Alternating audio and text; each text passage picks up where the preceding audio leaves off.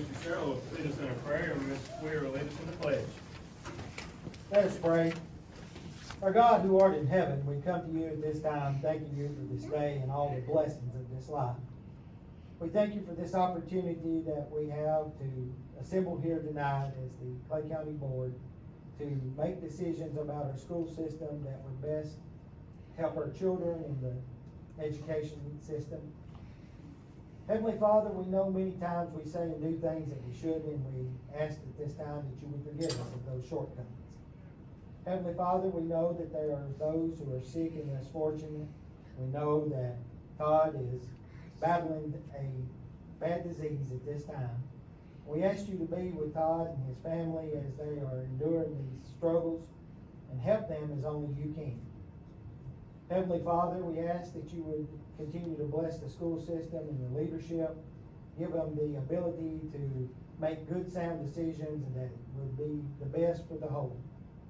Heavenly Father, we ask that you would continue to go with us through this meeting and no doubt through life as such we have. Help us to do that which is right in your sight and help us to look to you for guidance and strength. For this we humbly ask in Christ's holy name. Amen.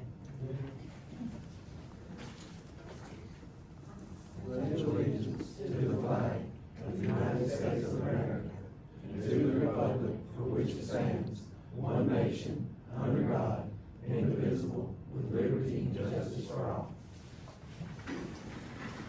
Good evening and welcome to everyone. We appreciate everyone being with us tonight. We've got a good crowd and we appreciate that you guys choosing to be with us. Come back and be with us anytime that you can. We will move to item 3 on the agenda. Approve the minutes of the July 11th, 2024 regular session and the August 8th, 2024 regular session as received. Motion by Mr. Weir. Second. Second by Mr. Henson. Any discussion? If not, all in favor? Aye. Any opposed? Motion passes. Item 4, approve the agenda for the September 12th, 2024 regular session as you have in front of you. Motion to approve. Motion by Mr. West. Second by Mr. Weir. Any discussion? If not, all in favor? Aye. Any opposed? Motion passes. That brings us to item 5, our public comment period. I believe we may have had someone sign in there. Doesn't matter where I address the board. Right here is fine. I'll be honest, you're our first one. That's what I'm here. I'm excited to set the precedent. Thanks for coming. Absolutely. We do, we have 5 minutes for our policy and then 30 minutes in hold. So if someone else is signed in, if you're the only one, you've got 5 minutes. Okay, thank you so much. So, good evening, members of the Clay County Board of Education and Superintendent Ms. Monroe. My name is Sarah Hatcher. Some of you know me as the previous board member James Hatcher's wife. Others know me as Bentley and Maverick's mama from all of our sporting events. And then others know me as the vice president of the Hermitage Springs PTO, along with a volunteer at the Hermitage Springs School. But tonight I address you as Sarah, a concerned parent. As I'm sure everyone is now aware, the Clay County Sheriff's Office was alerted that a Hermitage Springs student had made an alleged threat of school violence after school hours on September 10th. This triggered several personnel teams to come together and begin a tedious and thorough investigation to vet the alleged threat made. This also triggered our school personnel to alert the crisis and prevention team of what was transpiring in real time. While I'm beyond thankful for our school system that they have a policy and procedure in place for such an incident, it also has shed light on some critical areas that are lacking in this policy. While the officials in law enforcement and the crisis prevention team were made aware, the faculty, staff, and parents of Hermitage Springs were not. While I do understand there are certain privacy laws can make it hard to give full transparency to those individuals, it does not keep this school system from providing any updates at that time. Faculty and staff were not alerted until 8 a.m. The school system did not make its first official public announcement until 11 a.m. via a social media post, and call-outs happened at 4:20 p.m. All 3 of the announcements I just gave you were made September the 11th, the next official school day.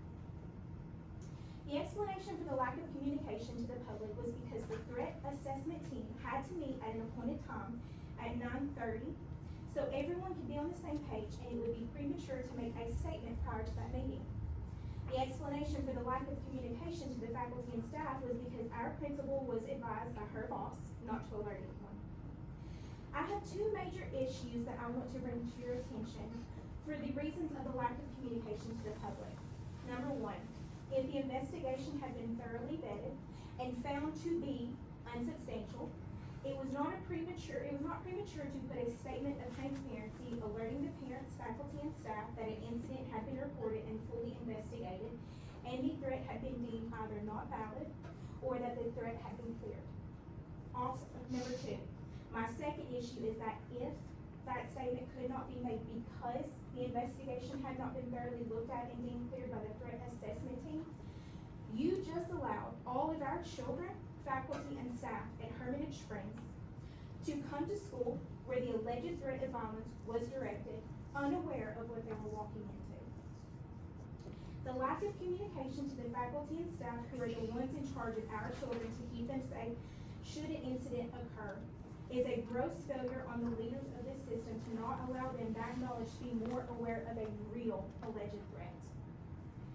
While I can empathize truly with the apparent thought process of not wanting to create chaos by informing the public of an issue that may very well get investigated and be deemed an invalid threat, you just created more chaos when the families found out through the rumor mill instead of from the school system or the police department.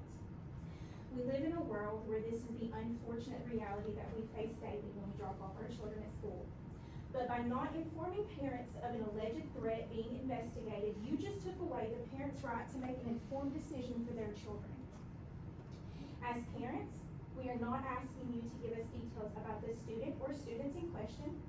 We simply ask that you make a statement to us, allowing us the respect to choose if we bring our children to school or if we choose to cautiously wait until a statement is made that the investigation is over. As a parent, what I'm looking for this evening is for this school board to put a policy in place to inform the parents when threats of violence are made. I want to see that policy include protocols for informing the faculty and staff of that school. I also want to see an implementation of alerting the other schools in our county. I would like the policy to also reflect realistic alert plans for if and when an incident occurs during school hours for lockdown procedures. I would like the policy to reflect that if our school has to go on lockdown, either soft or hard, we get a call out or an email stating this and why. This is not our first instance with an incident occurring in our school, and very unfortunately may not be our last. We should have learned from these previous incidents and better improved how we handle such matters, and yet we have not. There has not been improvement in communication, nor has there been improvement in how and when we utilize our lockdown protocols. Our school was not even on soft lockdown during the time we waited for an official statement to be made by the threat assessment team. I urge this board to learn from this and grow. We can learn from Macon County, our neighbor to the west, who is a larger school system with many more threats. Their police department and their school systems release transparent statements to the community, informing them when these incidents occurs. Did you pass that out? Sorry. In front of you, you will see statements released by Macon County as examples. We cannot fix mistakes that were made, but we can ensure that they don't repeat themselves. I hope this policy can be created quickly and efficiently so the public can regain trust in how our school system handles such processes. Thank you very much.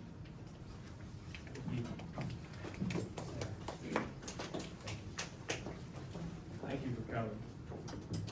It's, unfortunately, like you said, it's something that we're gonna have to deal with and address. It's just the world we live in.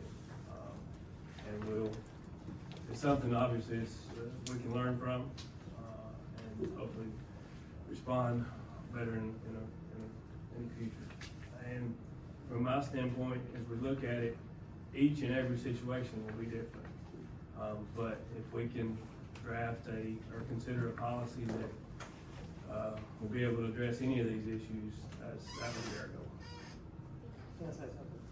I didn't plan to come here and say anything. I'm not like on your list. Do I need to sign? Technically, yes, ma'am. Okay. So I need to sign something up here to say something to you? Yes, ma'am. State law. I didn't come here to sign anything, but.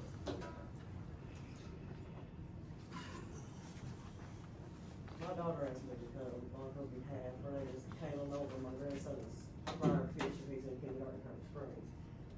I went on Facebook yesterday and saw all this information come down about releasing a statement, all the information that I imagine other people did. I'm gonna try to use not my hands, but I'm in shock. I'm like, did my daughter send my son today to school? I understand the statement's gonna be released later, but I'm like, why later? This was, I don't care age, dynamics, none of that matters. We live, as you said, in a society today. And that's what it is out there, and it keeps happening every day, and everybody who thinks it can't happen in this county, there's something wrong, because it can. I don't know how the format's established, if there is one, but I would think every school at this day and time should have a protocol in line. Parents alerted just as well as the educators. I've had family educators in the school system. My brother's the only one not retired, and I don't want to go into everybody's history. But before my sister was in the accident which she was all involved in, I had concerns at that time. They were growing as time went on. You know, once somebody comes in, you know, it's all this about bringing the guns in. I'm going to go to another avenue, but what about my sister? So is there anybody here to speak on behalf of the educators? My family's not in education, but I see former teachers here that I know who they are. I know Miss Monroe she's also my teacher at one time. Back, I was sophomore, freshman, but those days are gone, and I know you all are aware of that, just a fact, but I was so scared for my grandson, I thought, I need to leave my job. I'm calling my daughter, texting my daughter, and I know her job, she's out in the field, she might not even have phone service. I call my mom, I'm not getting an answer there, so I think maybe she sent them to go pick him up. I was terrified. And the reason why is because he got down there at that school. He's the only grandson I've got. And I've already had these thoughts about him starting school. And I feel so bad for parents today. Mine are grown, as many others in here I know, and they're out of that territory now. But I would have expected that it was just what schools do today. I know there's bulletproof windows in there. I know there's many things that's been put into place at that school system, under what principle I'm not going to get into, but, you know, and I don't know everything that's up to par today, but I do know that when I read that, I was completely shocked. And that's really all I have to say. But it's on some of the behalf of an educator, you know, person that's had an educator throughout the years in that job. Thank you. Thank you.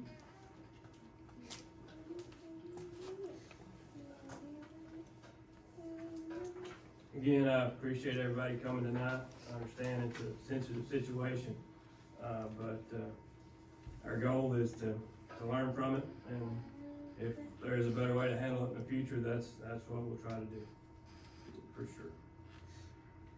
Item 6. I got one thing. Yes, sir. There's a lot of parents that didn't get to come to this tonight. And, I don't know about you, Mr. Roy. My phone got blown up yesterday morning, and I mean, I heard a lot of really angry people about this situation. And what it really boiled down to was the lack of information. And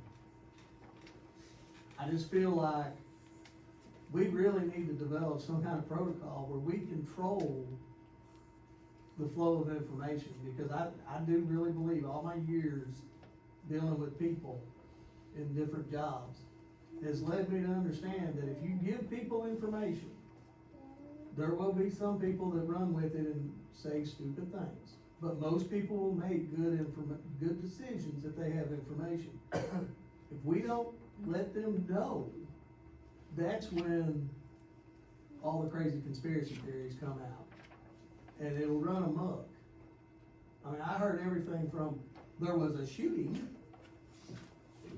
to they threatened to blow the school up. I mean, it was all over the board. because people's imaginations ran wild.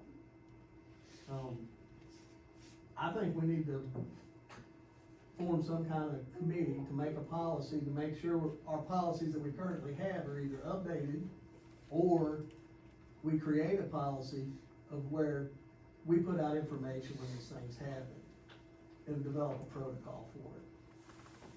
I'll share too, Jim, if you don't care. Yesterday morning, I got 7 calls and 1 text. I didn't know either. I mean, the first one called, Paige called, she's the first one, and, I didn't know anything about it. I think, and everything that was done, I think everything was done correctly. The only thing that I have, and I got 1 text, the notifying the parents, and how, can that be done like, and tell me if it can or can't, I don't know.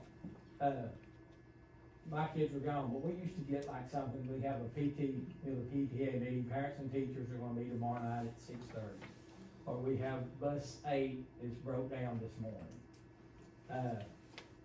Is there anything that you could, and there may be some law things that prohibit that. But if it could you put a call and say, hey, we've had a kid or something, we've had a report of a child gonna shoot somebody, or gonna do things at school.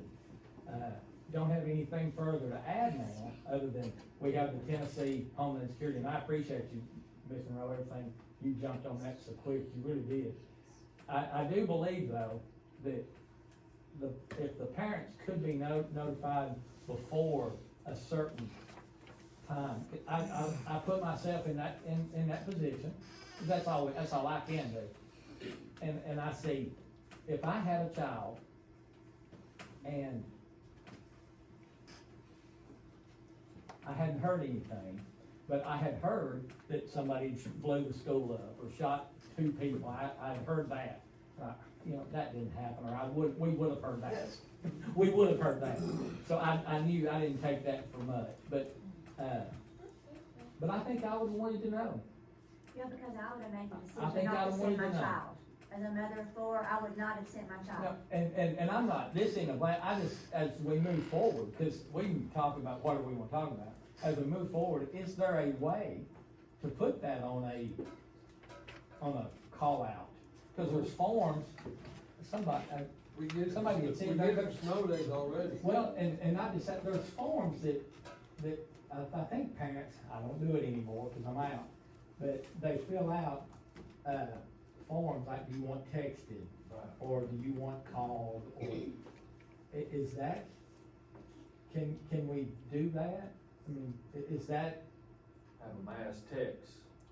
And not say, if it's settled, it's settled. If it's not, hey, unfortunately, hey, it's midnight, I get it, it's midnight, tough, I'm still gonna call. I can't believe they call me at 12 o'clock, well, tough. Hey, But I think what they're saying is they would have liked to have had the right to decide to send their child or not. well, just knowing, just that phone call, and that mass text or something, if it can be, because we get it for, if bus 8 tears up, or, I think that's legitimate, I think that may need to be done. And, just to keep everybody on the same page, I think everything was handled great, except killing the parent. That's me. The only thing I've got any feedback is, it was the lack of information being put out. They felt like they were kept in the dark, and I get it, I'm like Mark, my kids aren't there anymore, so I don't know what forms they fill out or anything like that, but if my daughters were still going to school down there, I probably wouldn't have sent them to school that day, I probably took a day off from work and watched them. It's just, because it wasn't complete. But I get the timing of it, it's unfortunate that everything doesn't work out, but as far as the procedure with the law enforcement and all that, I think all that was handled fine, but we just need to inform people. Sure. And of course, hopefully we won't have to deal with this ever again. Right, but still not, it's still something we need to consider from a policy So we standpoint. still need to have. Evaluate and see what our communication restrictions would be or would not be, and I think we can do that. I would think our speakers are presenting the issues if they did. Very much so. Any other comments from the board at this time regarding that? We will proceed. Item 6, elect chair and vice chair for the 2024-2025 school year. Excuse me, if you'll recall, we'll start with our chair. No seconds need to be made. We'll open up the nominations for chair. Nominations can be made, and then we can close nominations, same for vice chair, and then we'll vote accordingly. So at this time, we'll open up nominations for chairman of the board. I make a motion to make anybody the chairman. Thank you, sir. Motion to close nomination. Motion to close nominations. Being the only one nominated, I appreciate, Nick, the nomination, appreciate everybody's support. It's my goal to keep us as informed as possible, sometimes better at that than not, but as always, you have my number. If there's anything you need, anything you got questions about, please feel free to contact me at any time. We'll work through whatever we can. That will bring us to nominations for vice chair. We'll open up the nominations for vice chair. Nominate Nathan Sherrill, Motion to close nomination. again, Nathan being the only one nominated, will be our vice chairman for this 2024-2025 school year. Mr. Sherrill. I want to thank you all for the nomination, and trust in me. I know I've been out a lot due to work, but, if everything goes well, into next month, I should be back here full time. Shouldn't miss no more. Thank you so much. Yes, very much so. Thanks, guys. Are we supposed to vote on this too? We did Only technically. one, only one. We didn't have to vote. We'll continue to item 7. Consider the purchase of a 78-passenger school bus through a piggyback bid with Overton County Schools retroactive to August 8th, 2024. You have a copy of that bid quote in your packet. Again, it's a piggyback from Overton County. Last month, we discussed this just a little bit. Of course, we didn't have quorum physically present last month, so we couldn't vote procedurally, but again, you have a copy of the quote there in your packet. This would meet our needs. This is what David is looking for to fill the gaps in our fleet at this time. I'm sure I went up a lot since we started. That's what I said. And they'll continue to do that. And I can remember when they were like $60,000-$70,000. I'll make a motion that we, I second it. Motion by Mr. Sherrill, second by Mr. Mays. Any discussion? If not, all in favor? Any opposed? Motion passes. Item 8, request approval to seek bids for medical insurance for the 2025 calendar year retroactive to August 26, 2024. This is something new that we're asking you to seek bids for. It's something that we have not done in the past. It was a recommendation from our state auditor to do this. This is for employee insurance. We do consider this every year essentially in our memo of understanding with through collaborative conferencing with our teachers. The last year we did receive a couple of different, or well, I guess we tried to seek bids for that. We get requests for proposals, but this is the formality of making it like a sealed bid, so. So this will be a little bit more formal, and hopefully, invite some more competition. But so far, I think we've been satisfied with the product that we received, but again, anytime there's competition there, I think it's a good thing for us, so. Motion to seek bids for insurance. Motion by Mr. West, was that Mr. Mays? Yes. Seconded by Mr. Mays. Any discussion? If not, all in favor? Aye. Any opposed? Motion passes. Item 9, consider resurfacing by Torrance Shipping the central office parking lot. You can see when you're coming in tonight, we had done the gutter project a couple months back, to get the water away from the building. The parking lot wasn't in great shape before that, but, it is worse now. Right after that, we did have quite a bit of rain and mud, and, it was a mess. But, we have, talked to the county, and like we've done, in times past, the county is willing to, help us out with this project at their cost.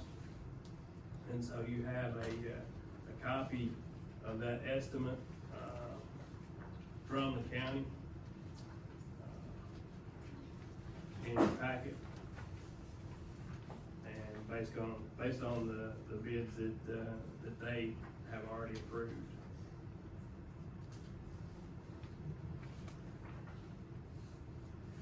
If it's something that you're interested in at this time, we would ask that you would approve it. It's not gonna get any cheaper. You're right about that.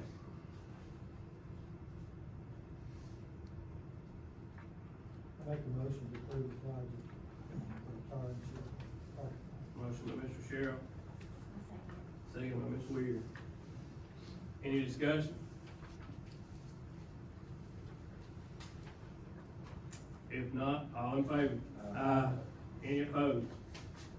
Motion passes. That brings us to, item 10, consider the 2025-2026 school calendar. You have a copy of the proposed calendar in your packet. Our calendar committee met a couple weeks ago now at this point. Of course, there are representatives from, each school and the central office as well, on that committee. And I'm not for sure, do we have any board representation that day? I know we were invited, but it was we asked a lot of you guys anyway. I have a motion by Ms. Weir to approve. Second by Mr. West. Any discussion? There is a lot that goes into this, and I appreciate the individuals that, serve on this committee. It's kind of like, it's one of those thankless jobs, I'm sure, but, do appreciate their thought and consideration for the proposed school calendar. And we have a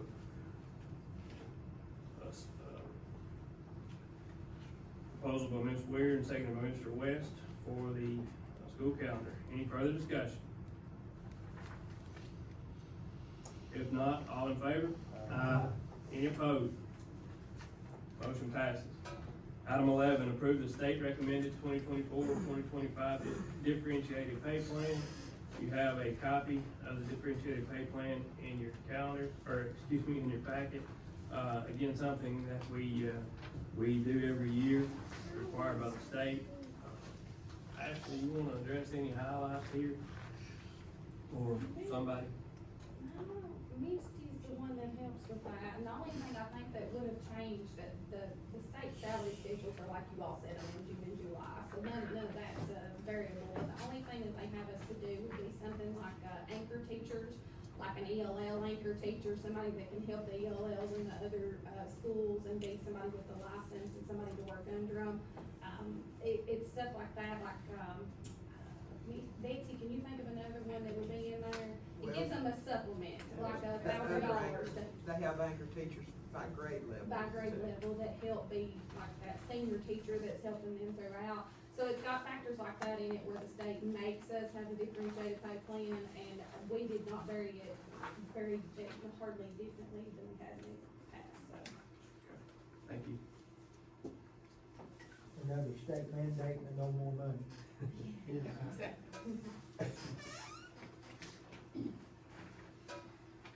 a motion to approve. Motion by Mr. Mays, second by Ms. Weir. Any discussion? If not, all in favor? Aye. Any opposed? Motion passes. Item 12, consider quotes for playground tiles and ramps for handicap portion of playground at Salina K-8.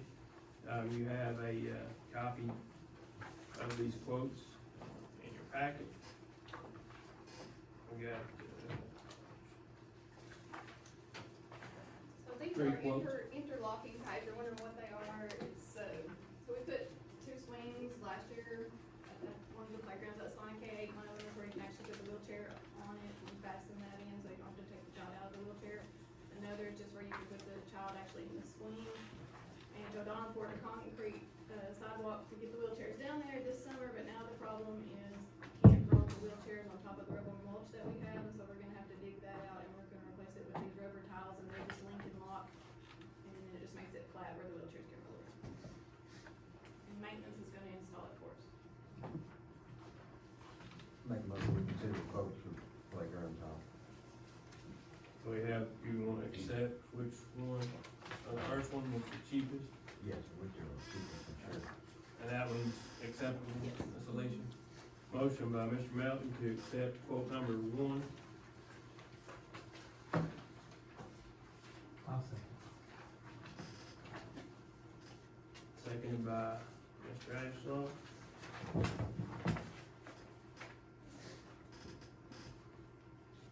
We go with low bid, quote number 1. Any discussion? If not, all in favor? Aye. Any opposed? Motion passes. Item 13, consider quotes for A, Chromebooks, B, Chromeboxes, and C, desktop computers. You have a copy of the quotes for each one of these items in your packet here. We'll consider them separately, so we will, consider quotes for the Chromebooks, which is the first one. Mr. Chairman, Yes, sir. those quotes, Ms. Kim asked me to have the companies quote them. It's a quantity of 1. Those will all be purchased through grant money, through the ISM grant. And looking at the quotes, if you went with the lowest bid, which I think was Trafera on all 3 of those, we would be getting 54 Chromeboxes, 150 Chromebooks, and as of right now, 3 desktops. But we may have more desktops throughout the year to replace any that teachers have issues with that can't be repaired. And Trafera is our current provider, Yes, they've correct? been our provider and amazing service, can't recommend them enough. And this would also be off that TIPS purchasing contract, which is why they're not bid, they're coming off that cooperative agreement. So we'll indicate that in the minutes next month, that it would be off the TIPS purchasing contract. So Trafera is quote 1 for Chromebooks, quote 1 for Chromeboxes, and quote 2 actually for the desktops, but they would be, again, the cheapest. I hear him say that's the one they got now. Correct, yes, sir. I make a motion to go for fair, For all 3. for all 3. Motion to go with Trafera, quote 1, and quote 2 for all 3 products. We don't have any issues with them or anything? No. Service good? Service is excellent. We can, Service is really good. yeah, we can send a box of broken Chromebooks that are under warranty to them, and usually within 2 weeks or less, they're back fully repaired and ready to go. I see. And there's very few companies that will fix them without questioning anything, so. Motion by Mr. West, seconded by Ms. Weir. Any further discussion?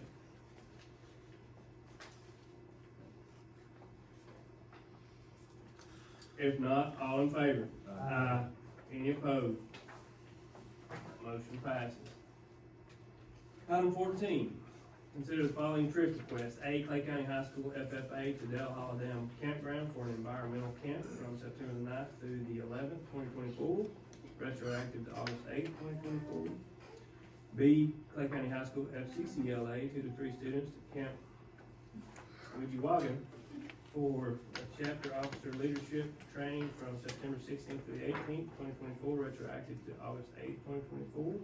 C, Clay County High School FFA to Indianapolis, Indiana for the FFA National Convention from October 23rd to the 25th, 2024. And D, Clay County High School FFA to Camp Clements for a leadership conference from November 23rd to the 24th, 2024.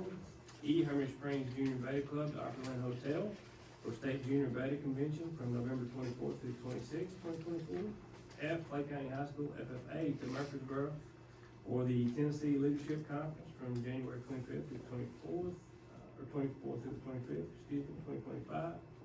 G, Clay County High School FFA to Gatlinburg for FFA State Convention from March 23rd to 26th, 2025. Clay County High School FFA to UT Martin for the State Veterinary Science Contest from April 11th to the 12th, 2025. And I, Clay County High School FFA to Camp Clement for a leadership camp from June 30th to July 4th, 2025. Can't you go anywhere else? We could, but that's about all I wanna do, I think. I understand. At least we're getting it all in one way. Yeah, we do appreciate the efficiency. I make a motion to approve the trip, as long as we got plenty of chaperones. We do, we keep our chaperone numbers on the state due to vehicle constraints, about one chaperone for every 6 kids. Quick question there. I was in FFA in motorcycles. This is 7, are these the same students in every one of those? Those trips, Yeah. it will vary quite a bit from trip to trip. But usually it's your leaders out there. A lot of our, especially our overnight conferences, we end up with our chairman and our vice presidents are the ones that make a lot of those trips, but we get the opportunity to bring in some other students as well throughout this trip. So it's not just the same kids over and over, I think I figured it up last year and we took somewhere between 60 and 70 different individual kids on, not overnight trips, but on trips throughout the year. As they come in. Motion by Mr. Sherrill, Second. second by Mr. May. Any discussion? If not, all in favor? Any opposed? Motion passes. Item 15, consider the following policies on first reading. A, revised policy 4.600, grading system. B, revised policy 5.304, long-term absences or leaves of absence for professional personnel. C, revised policy 5.305, Family Medical Leave Act. And D, revised policy 6.405, medicines. You have a copy. This is the first reading on these 4 policies. You have a copy of these in your packet, sent out as well.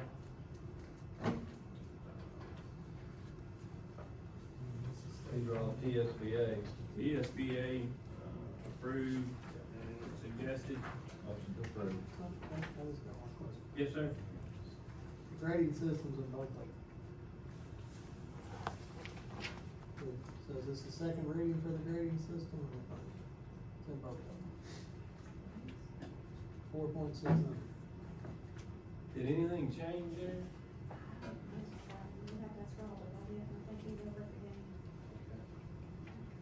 And from what I read from my packet before, it didn't change. I don't think it So I changed. didn't know why it was in both of them.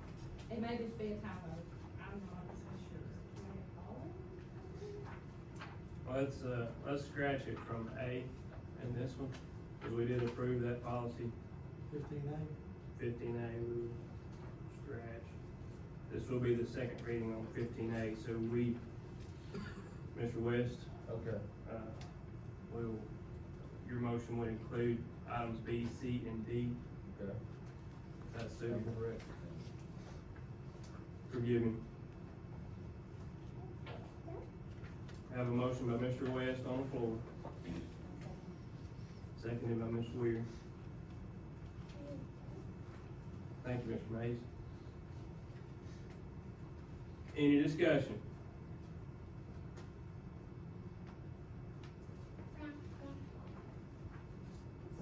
Again, this is first reading on these policies. No discussion? All in favor? Aye. Any opposed? Motion passes. Item 16, consider the following policies on second reading. You guys heard me read it up tonight. A through W. Again, all these are TSBA approved. One, we did, unintentionally have something overwritten by TSBA. I think that, let's see.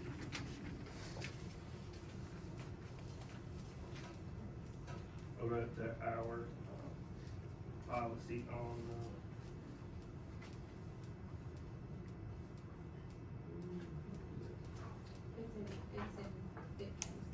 It's 15. oh, it was in 50, okay. I'm sorry. Stand corrected on that? So, all these, second reading, and, approved by TSBA. I had a question. Yes, sir. What if we disagree with it? I mean, basically, that's state, right? Some of them are based on the state. Most all their changes are, They just hold you money if you don't pass the policies. Right? well, we're still paying TSBA for this service. Yeah. I just thought I'd ask, cause it's all the time, every meeting you'll have, If you truly disagree with something, you could let them know your I know it needs to be done, not in a meeting. Well, I know, but we can have them change a piece of a policy. These are all blankets. They go to every district that has TSBA that administers it. But we do have some policies, which is what, Mr. Chairman was talking about on the family medical leave. We had a policy, they sent down another blanket policy and it overrode it, and so we had to go back and put our policy back in. So we're gonna have to really watch that on the leave ones, because we have some different things in there that's that other federal, districts have. Yeah. But you can change them if you truly disagree sorry with to, something, I just somewhat, wanted to ask. within reason. I've been on here for a while, and I wanted to know this. If we disagree though, or want something added, we write it up and send it to TSBA for their attorneys to approve that it meets state law. And ours as well. Yes, and ours as well. So by the time it gets back to us, all the attorneys have done looked at it. Yes, Yes, sir. yes, that's correct. Sorry. No, you're fine.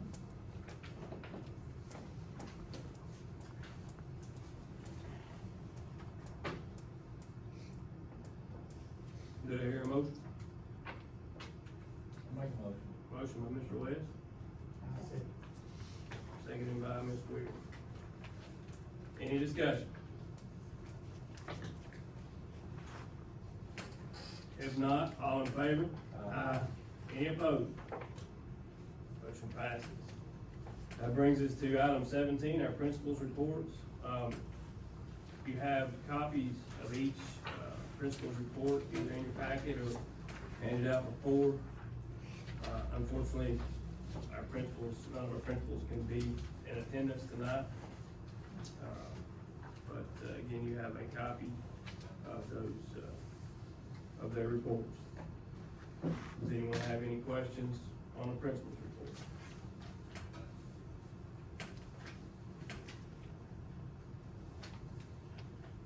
That will bring us to our director's report. Ms. Monroe? Thank you, appreciate that, Mr. Chairman. First thing I want to say is welcome everybody in the audience. We sincerely appreciate your public comments. I have made notes of those comments. We will start in the morning, because I know the board would ask me to do that. We will start in the morning with Mr. Edwards to see if the TSBA does have a policy about public notifications. We'll start there.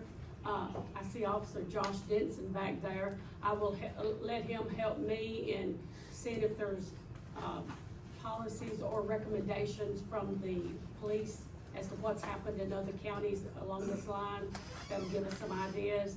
I can always contact the directors in the Upper Cumberland to see if any other counties in the Upper Cumberland have a policy that we might look at and see if we can adapt, okay?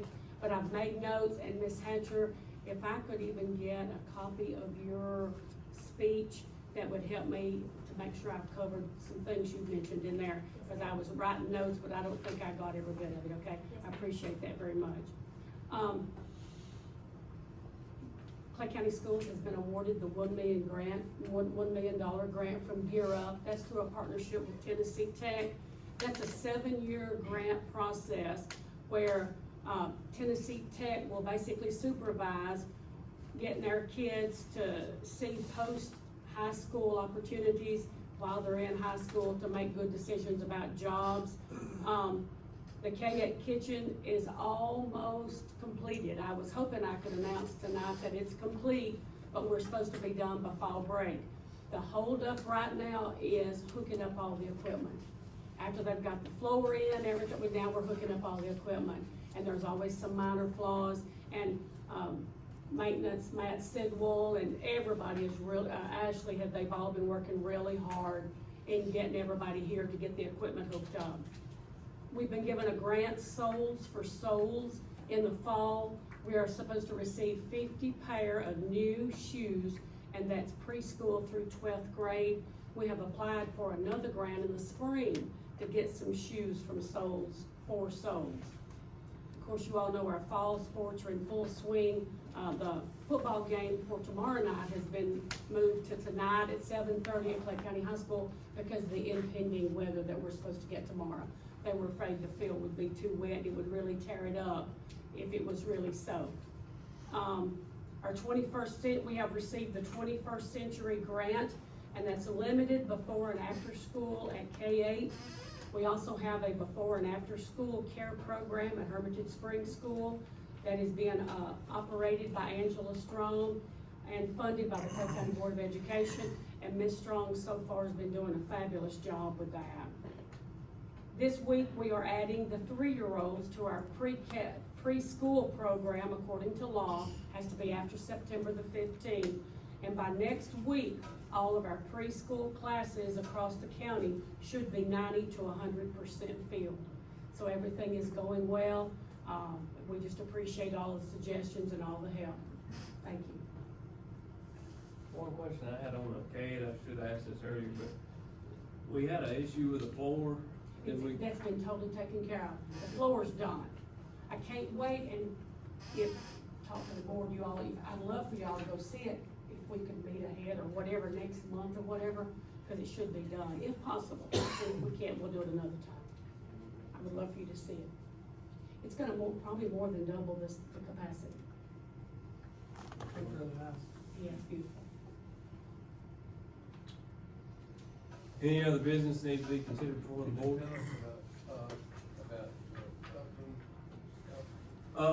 I talked to Mr. Upton yesterday, and it's the first time I'd actually spoken to him on the phone, and Mark probably talked to him a lot more than I do, but technically he's in remission, correct? Well, That's what, I talked to him as I was walking in. He's home. Just took a really, really hard dose of chemo. He's gonna have to have a bone marrow transplant. His brother's a Mac. He's gonna do that. And, he's gonna have to go, back for several months. He's probably have to take more treatments. What he told me today, but he's in good spirits, he's good. I swallowed something. I can't talk. It's not me. But he's doing good. It's not a good situation, but he's doing good. He came home today. yeah, he had been down there this week, hadn't he, back, he'd been home for a while, but He gets to be home for 6 weeks. 6 weeks. But he wanted to come tonight, but, the advice was to, not be around so many people, so. But, he did say, and I think he'd tell everybody he appreciates the prayers and your thoughts for him and his family. Upcoming, this time of year, we, begin considerations for our collaborative conferencing, where we meet with our teachers with a memo of understanding and discuss, anything that needs to go in our, what we would call formally our contract with our teachers. That process, we need to go ahead and get that started. Our teachers have given us a couple dates here in the next couple weeks. We would like to meet before fall break. As you recall, we just sought bids for the health insurance program. That will be part of the consideration there. Usually that's the biggest consideration when we meet with our teachers, because there's not a lot, we don't have a lot of leeway in what we do with a memorandum of understanding, but that's certainly one thing that we can consider. And those those benefits are defined and outlined in our memorandum of understanding. So our collaborative conferencing, as you recall, we meet, we discuss the issues, approve the memo of understanding and proceed. You guys tell me what works best for you. They have thrown out 2 dates, September the 23rd and September the 24th. That's a Monday or a Tuesday, in a couple weeks. That will be before fall break. Go ahead and get the conversation started. That would give Ashley time to regroup and get us some information. After fall break, we would probably require another meeting, to get everything finalized. So we could have a memorandum of understanding to approve at our October board meeting. If everything goes as planned. If not, we could do something in November, but we wanna get that settled especially if there are considerations to change any insurance.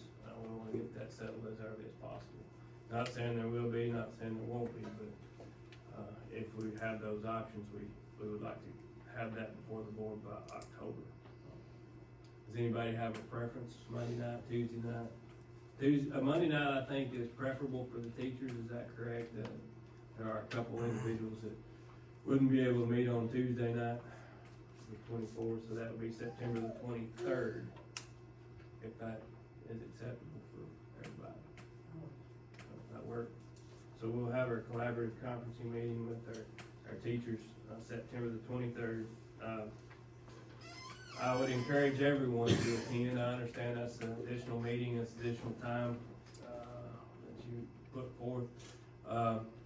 Last few years, our participation from the board level has not been as great as it has been in the past, but it is valuable information. It is an opportunity to hear concerns from our teachers, and it's an opportunity to get to know some of those folks just a little bit better and work with them side by side. So if you can be there September the 23rd, I would encourage you to do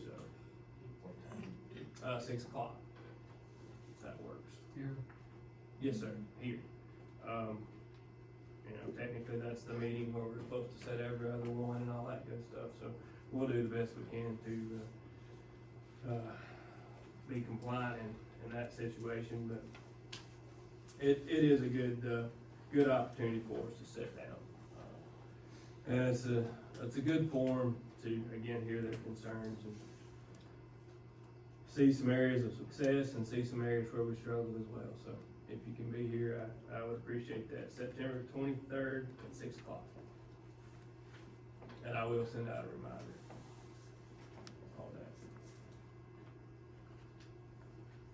Anything else needs to be heard before the board at this time? Again, we do appreciate everybody coming tonight. I know it's been a very stressful week on everyone, and I promise you that your concerns are not isolated, your concerns are not unheard, and so it is our goal, as Ms. Monroe said, to start addressing those as soon as possible. And if it requires a policy change, that's what will be considered. And we'll do everything in our power to, as I think we have done, but we'll do everything in our power to be transparent and address everyone's concern.